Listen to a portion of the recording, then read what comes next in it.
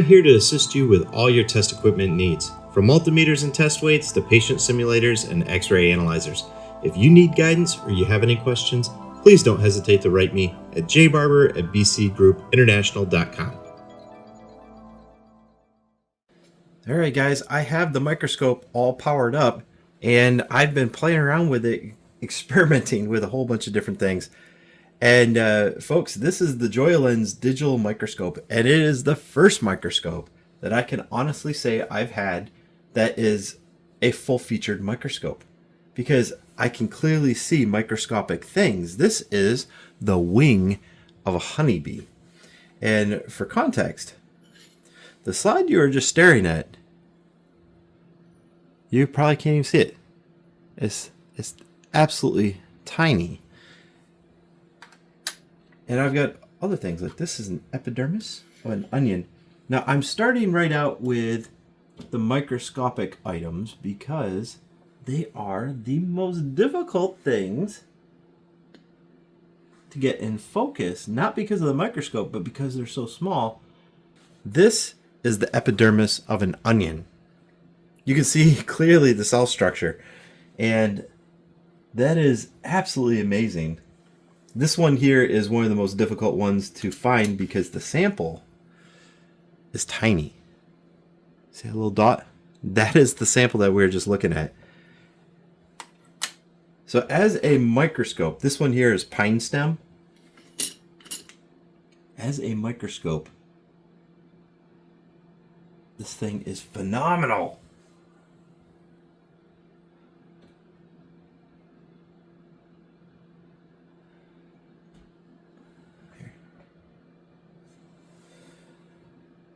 It's so small that if I barely touch it, it shakes all over the place.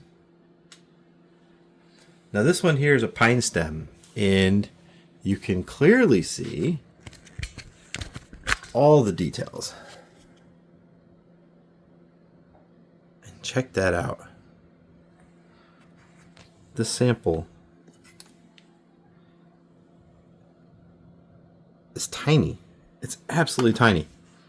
So folks, that is the D objective lens right there. That's 4 to 5 millimeters. Works pretty good. We have an L lens and an A lens. We're going to try some of those out. Now, this guy right here is a tool holder, and I took it off because I have absolutely no attachments for it, and I have no use for it. You see right here, the lighted base, how I disconnected the mini barrel connector, and it plugs in there. So for the other objective lenses, we unplug it here. And this guy here plugs in right down there. And now I'm back to using my gooseneck lamps. All right, let's go ahead and set it up for the next objective lens. Now, the way to do this is we raise this guy up. There's 2 screws right here. We pop one off, we pop the next one on. Let's go ahead and do that right now. All right, let's go through the process of changing out one of my objective lenses. I've already removed the power supply from my lighted base. Now let's go ahead and raise the microscope head back up. Got my 2 gooseneck lamps down here. Now I only have one fastener in the objective lens. That's because I'm going to be changing them out. I'm not going to need a fastener in both sides. There is 2. But you can see right here, this is the D objective lens. It's for 4 to 5 millimeters. Let's try L. So object distance 90 to 300 millimeters. And this one here, I believe, is what we have this lighted cap for right here. But it's not going to matter at the moment. It's really nice that these objectives are all kind of keyed so they go in. There's no real slop. They just kind of fall right into place.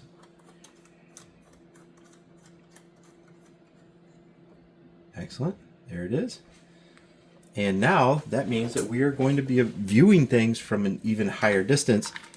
And I've got, as a demo, we're going to use a honeybee worker leg. And for this, I'm going to use those helping hands that were on there. We're just going to kind of throw it up and under the lens. Get myself in the right realm of focus. Okay, so that should be pretty close.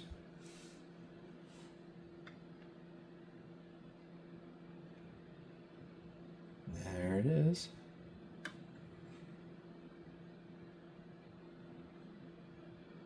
Wow. Okay. That's pretty good right there. So I'll shine a light on the situation.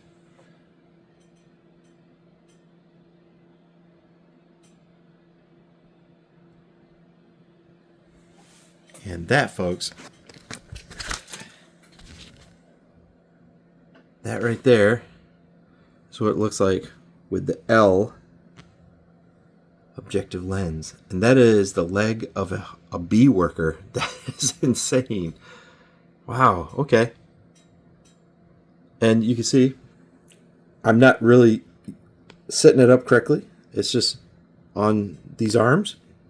Ideally, I would be using a light from underneath, but that is pretty good, guys. Holy cow. I haven't tried cleaning the slides or anything. That looks phenomenal. All right, let's go ahead and try the A objective lens, and let's do some soldering. All right, folks, I now have the microscope set up in a soldering configuration. You can see I got kind of a high elevated platform here. That's to hold it steady while I'm doing work. You can see I still have excellent image quality. And what we're going to do now is we're going to take my export from here and we're going to put it over into my studio computer with HDMI. We're going to test out the HDMI. And one of the things I did want to show you guys is on the remote, we can do zooms and some really good zooms too.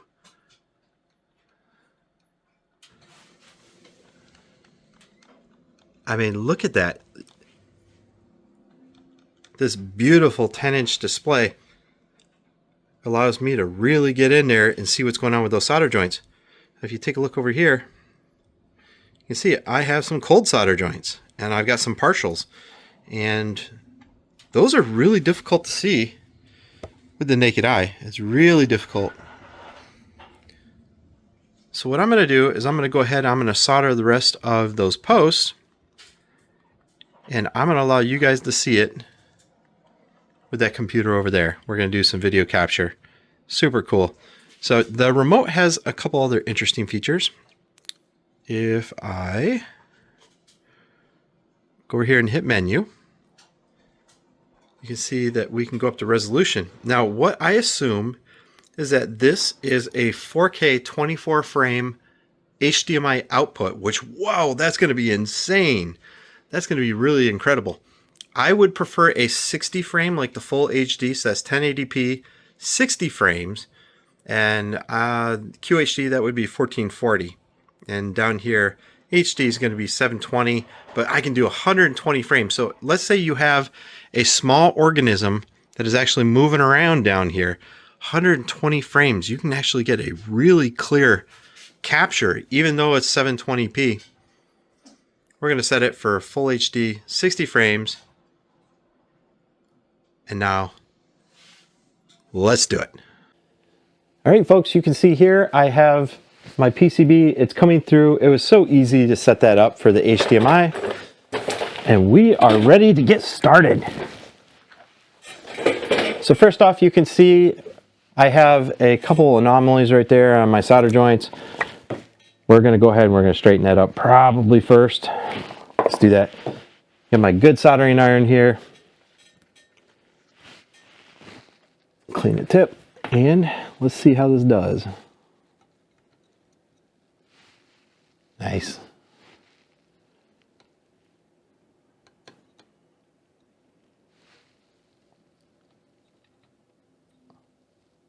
All right. Well, I'm going to go ahead and just remove some of this.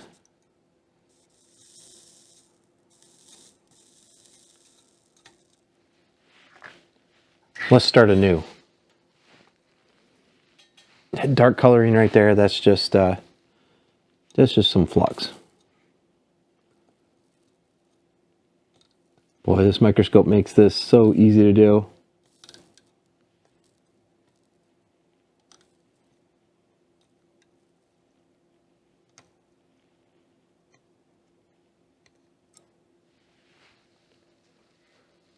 There you go. Let's take a look at some of those. With a microscope, it's really cool because you can come in, you can see I've got 2 of those prongs, actually the last 3 of them there. I kind of hurried on.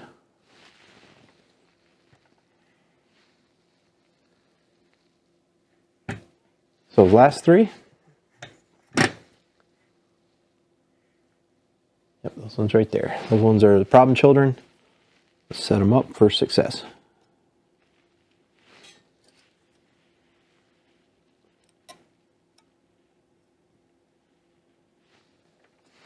And how do those look? First one looks like it's good visually, but when you look on the microscope, you can see that first prong right there, this one, was not good.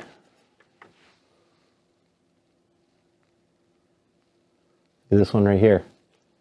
The microscope allows me to see that that one is not good as well. Wow. This makes it so much easier.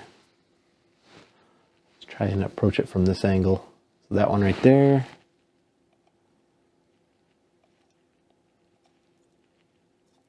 I guess one of the best things about having a microscope is that it gives you options. Obviously, if I wanted some of these joints to be better, I would suggest using a heavy amount of flux, but flux does some weird things with light, and sometimes it makes recording horrible.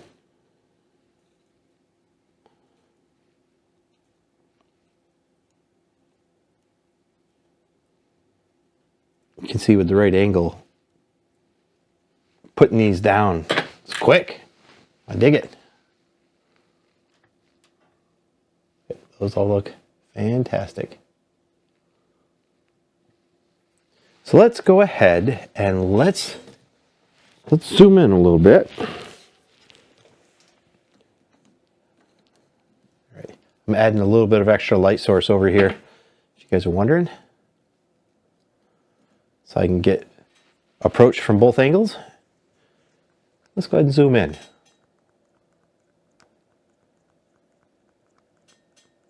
Look at the zoom capabilities on this guy. All right. Now that we're fully zoomed in, we can take a better look at those solder joints.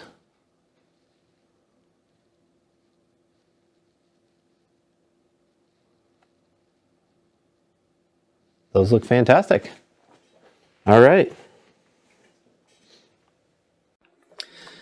So folks, that is an operational perspective on the Joyalens 249S and 246S. It's a fantastic microscope. The 10-inch display is crystal clear. I know this doesn't give it its due justice, but it's phenomenal. The zoom is really intense. You get in there, the menus are really good.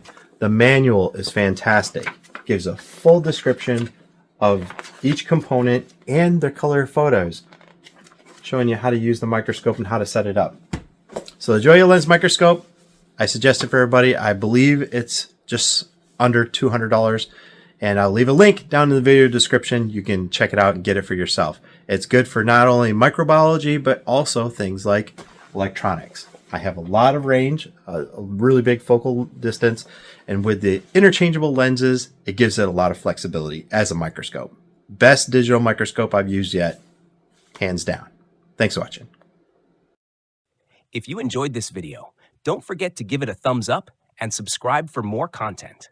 I'd love to hear your thoughts, so drop a comment below with what you'd like to see in future videos.